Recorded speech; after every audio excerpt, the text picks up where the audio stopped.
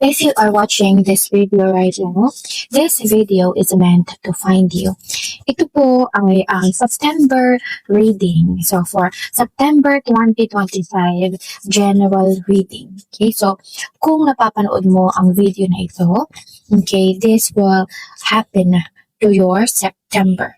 Tingnan nga natin anong meron sa'yo ngayong Setyembre. So sabi dito kapatid, the good news ay you are safe and you are being guided ngayong buwan ng Setyembre. So mag-triple ingat tayo mga kapatid, dahil ang August 23 to September 21 po ay tinatawag natin na Hungry Ghost Month, At yun ang nagdadala ng kamalasan sa ating lahat.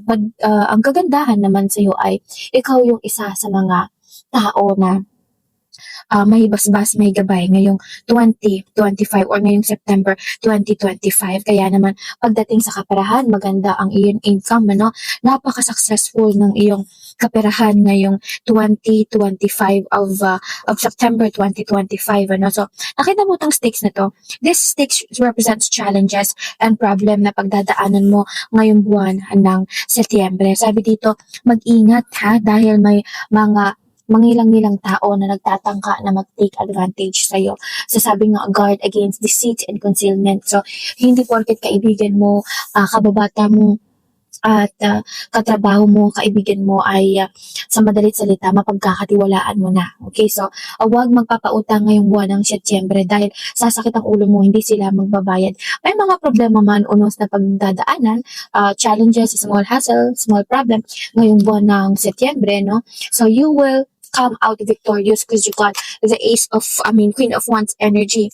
Meaning, kapatid, ay anumang iba to sa'yo ng kapalaran ay malalampasan mo. So, bakit naman kailangan mo pa itong pagdaanan itong apat na cards na ito kung kaya mo naman siyang kontrahen, diba? So, ngayon pa lang, take your time to think before you act.